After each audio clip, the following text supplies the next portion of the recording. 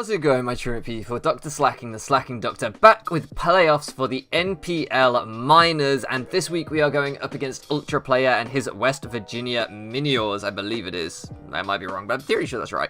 And it's actually my third time playing Ultraplayer. If you guys were around for the NPL tournament, then you'll have seen me playing for the first time there. If you're around during the regular season for this, then you'll have seen me playing then too. And he's currently 2-0 versus us. But the last game we played against each other, he got me with a pretty nice Babiri Berry bluff with his Toga Kiss. Some people saying that I choked that game away. I will forever say that that wasn't a hard choke. However, there were other plays that I could have made in the end game that would have been better, definitely, to try and round out that game. And maybe, I should have just stuck with it at 9-headed. Regardless, let's not go into that old game. Going into this is a really, really interesting match because, like I say, last time, arguably, I was in a position to win and I didn't, thanks to some, in my opinion, a good bluff by him. So with that in mind, prepping for this game was pretty interesting. And I should say, before I get into this, if you guys want to skip ahead a little bit, I would put a timestamp, but I'm rushing this as it is because it's going to go up today. You're going to be watching this later today. But why we didn't have an upload last week, basically the last game of the season didn't count for us. It didn't have any effect on playoffs, only on seeding, and as I wasn't even really following the team that closely, other people were updating me, shout out to them. It just wasn't a very interesting game, if I'm honest. We played Mega Oshawott, huge shout out to him. He beat me down, like his Tapu Lele. I knew I had no match against Tapu Lele, and I had no match against Tapu Lele. It completely ate me alive. When your only steel type is Drill, which isn't really the best, then Tapu Lele becomes a huge problem. We don't have a good fire type either, really, with Volcarona being 4 times weak to Rock. So yeah, we weren't good against Lele. But that's not to discredit him. He beat me down, and I didn't upload it because at the time I was super busy. I'd taken a week off Discord for other things, and I was just like, it's not an interesting match for you guys to watch, honestly. It just wasn't interesting, in my opinion. So I didn't post it. It had nothing to play for. It was just an exhibition match, and it was what it was. So anyway, moving on beyond that, going into this week, like I said, I'd taken a week off Discord and stuff to focus on some real life stuff. Shout out to Ultraplayer, he was very, very patient, understanding. Shout out to Richard and to Trev for granting the extension and being very, very understanding. And actually just shout out to them for all season, because the NPL has, certainly the Majors Division, has come under some flack this season from coaches and viewers alike, I think. But I have to say, the people that I've dealt with in the upper echelons, if you like, of the NPL, Trev and Richard, specifically Adam as well, they've all been really, really nice and all really super helpful. So regardless of anything else, I want to say thank you to them because they've been brilliant all regular season and even now moving into playoffs. So enough of that. This match was pretty weird because, like I said, I'd been offline all week, and in the end I decided to just bring the exact same 6 I brought last time, same set, same everything, because I really felt like in that last match I was in control until I got bluffed out and then I lost it, but I felt like the team could win. I could do the same thing and I could win. Obviously, that's a little bit telegraphed. If he starts to see some damage rolls looking similar, he might start to speculate, but you can never be sure, right? You can never be sure that I haven't just brought 1 or 2 same sets. I did move the Mons around a bit in the team builder, so they weren't in the exact same order they were in last time, hoping that might confuse him. I don't know. But otherwise, it's the same 6 Mons, same sets and everything.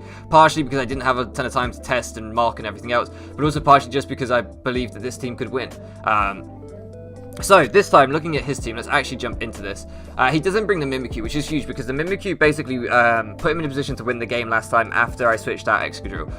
It was able to force me to play around the Medicham with my Medicham and stuff, and basically take out the Mons that could then have beaten Togekiss. So with that in mind, I'm looking at it, I'm like, wow, that's actually amazing for me. I feel like it frees up Medicham a lot more. Medicham hits like everything on his team really hard, even Togekiss can't really come in because if it's slower than me, it gets Poison Jab. So Medicham, like, isn't super essential to check any one thing anymore, like Bullet Punch was for Mimikyu. But it's also not, like, it's also just amazing in general. So with that in mind, we're just going to lead off with Medicham here and just try and break instantly. If he wants to lead with Swampert to get Rocks up, I want to punish him for that. That's my plan. He does lead off with the Swampert, and I'm like, that's fine. I'm just going to high jump kick him, and that should punish him for getting his Rocks up. He goes for the Protect, and I'm like, oh, okay. I genuinely didn't think he'd have this, and I didn't think he'd necessarily go for it anyway, in case I just went for Fake Out or whatever. He might want to save his Protect for the following turn, rather take the Fake Out than the high jump kick. But he doesn't. He protects, and I take recoil, and then we do about 71. I just stay in because I'm just like, you know what? Like I said, Medicham isn't essential as a win con. It's just good as a breaker, and breaking this thing might just stop him from getting Rocks up. That's pretty nice. He's going to protect here and get his leftovers back. If I had sub or something, I would take advantage of this. I don't. So I'm just going to have to Hurricane here into the leftovers. And now I'm going to U-turn, predicting the Rotom to come out. I didn't, like I say, I pretty much knew he would protect for the leftovers, and then I thought I could get momentum knowing that he wouldn't stay in with his Swampert there. This brings in Barney again, and just like last time I am banded adamant, so I'm just going to Pursuit here, whereas last time I crunched into the big steel thing, the Ferrothorn, to try and chip it down. This time I'm not so worried about chipping down Ferrothorn. I'd rather chip down the Rotom, because without Medicham, Torn is definitely my breaker in this matchup. So with that in mind, I want to try and get Torn in as much as possible, hitting things as often as possible. So again, Torn comes out here on the Swampert. We are just going to fire up a Hurricane. As he doesn't go for the Protect because he knows he can live this, and he actually just goes for the Aqua Tail and gets a good amount of chip off on me. That chip's actually really, really valuable for him. 65% is nothing to sniff at. Swampert proving its worth here, just being a bit of a tank. Here I'm going to go for the Hurricane again. In fact, I just go for the knockoff, sorry, because it's more accurate. It will kill the Swampert from that range, and it will kill the Rotom if it comes in. Now I don't trust knockoff to do the damage I need on this Swampert, so I'm just going to go for Hurricane instead. We do land it, thank goodness. And here comes out the Lopunny, and I'm just like, okay, we go back out into Amoonguss. The same thing we did last time with Rocky Helmet. Amoonguss, he's going to take chip and stuff. Very nice. We can Spore him. He goes for the Sub, and I'm like, that's not a problem. We've got a Sludge Bomb. We can break the Sub. No problem. Cosmic Power Lopunny. This is not good. He's behind a Sub, and Strumpf can't break his Sub. Come on, Strumpf. You're better than this. Come on. Pull through for me. Can't break his Sub, so we break it with 2 hits. Now I have to go into Slowbro, because Slowbro is rocking the Seismic Toss, so I know that I can break the Sub, because this is like Baton Pass, right? The Sub, Cosmic Power, it's got to be Baton Pass. Could be Drain Punch, but it is Baton Pass. So we're just going to Seismic Toss because it seemed likely the Hydreigon would come in. There was a chance maybe I wouldn't break the Togekiss Sub, but I thought that the more likelihood is that he would go into the Hydreigon, predicting the Psychic Stab. And now, like, I just have to hope that he doesn't have enough coverage for Barney. So I'm going to go to Barney here. We're going to get crit by the Dark Pulse. Only matters if he doesn't have coverage. He does have coverage. The crit didn't matter. He's going to take some leftovers, some Life Orb chip here, some Sand chip. So we're slowly wearing him down. But honestly, without Medicham, I can't break this thing. Suddenly, Medicham actually becomes way more important than I realized it was.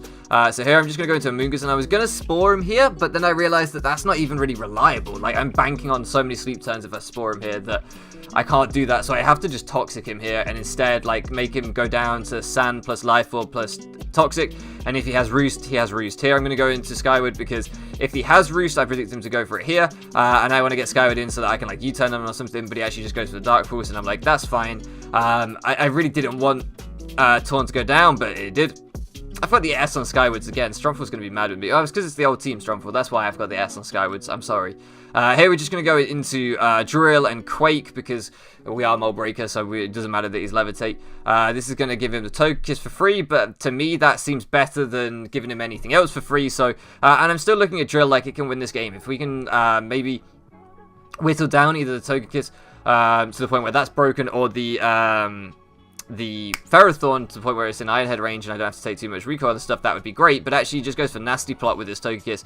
So I'm not really going to be able to sit in and chip this thing down. Compared to last time where he kind of had to like flinch me down and stuff, this time he's got the setup. He improved his team from last time. I kind of went, this team worked last time, I'll bring it again. He didn't do that. He didn't go, this team worked last time, I'll bring it again. He went, this team kind of worked, I'm going to make it better. Shout out to him. It's just good building, and me slightly lazy building, I'll be the first one to admit. There, basically, had we flinched him, he did bring the Berry this time as well. Can we notice that, right? He did bring the Berry just to troll me after last time, I think. No, I think it's a good set. That's why I had to scout for it last time. But basically there, I want to talk through this play because it was kind of my last chance, frankly. My last chance in this match is basically to sack Amoonguss there, to get in Excadrill, to press Iron Head, and to flinch him this turn. If I flinch him this turn, as you can see, he would be in range of another Iron Head regardless of his Berry. And then he would be in a bit of a difficult spot. Where does he switch out? Does he stay in? Whatever. So he just goes for the Aura Sphere and KOs me because he doesn't flinch. I mean, I just wanted to flinch a Togekiss for once. And you can see there as well with the future sight damage, it definitely would put him in range. So now Slowbro comes out, and obviously I can't. I'm Assault Vest, so it's not even like I can Toxic him or Toxic Slack off stall, or I mean, it does too much for me to even do that. Look, it does 52%, and that's with my AV. So if I was an AV, there's no way in hell I'm taking that. And you can just air slash me down and pick up the W. So GG to my man Ultraplayer. Fully deserving of this win. And honestly, I can have no complaints. I didn't do good enough prep. I didn't whatever. And he's had a fantastic season where I've had a good season. You know, we made a good comeback. I'm proud of that. I spoke to Will, and I said to him after the game, I said, you know what, I'm happy that Ultraplayer is moving on because I feel like he deserves a playoff run more than I do based on his season. And Will made a good point where he said, well, don't put yourself down too much because you made a good comeback. You got some good results later in the season. He and I both had to come back from some pretty rough early results. And I was like, yeah, that's true. So I still feel like as the Bowland Bovines, we have something to be proud of this season. Yeah, we had a draft that should have arguably performed better on paper. In practice, this draft wasn't as good as I think people thought it would be, or as I thought it would be. Or maybe it just didn't suit my playstyle as much as I thought. Regardless, yeah, it was a pretty fun season. I really enjoyed it, but I do still believe, regardless, that Ultraplayer deserves a good playoff run, and I hope that he goes all the way and wins the whole thing, or one of my other good friends does, because that's been the real joy for me of this NPL season. Is I've met some amazing coaches, I've met some amazing people in the community that I'm now in other leagues with, that I'm now whatever with. So very grateful to just have been a part of this minors division and to have met these people. So yeah, that's all I kind of want to say. A little bit self-indulgent, I know, but at the end of the season, I allowed it, right? I'm going to shut up now. I'm going to stop rambling on. Like I say, GG to my man Ultraplayer. Go check out his side of the battle if you want to see his analysis, his team builder. I'm sure his will be far more in-depth than mine, which was kind of skimmed over and a little bit rushed. I do apologize for that. It's just the way things have gone. And I will be the first to admit, you guys may have noticed, if you're subscribers to everything on the channel, that recently I've been really enjoying Wi-Fi leagues. And so they did kind of become my main focus just because I was enjoying them more. And even though that sounds awful, it's the truth sometimes, right? You focus on the things that you're really enjoying, and I just been loving Wi-Fi. It was fresh, it was different, so that I do feel like this league kind of suffered as a result of that. So I feel bad, but that's just how it goes. Regardless, guys, I'm going to shut up now. I really am. Thank you so much for living around with me, and I'll catch you again next time.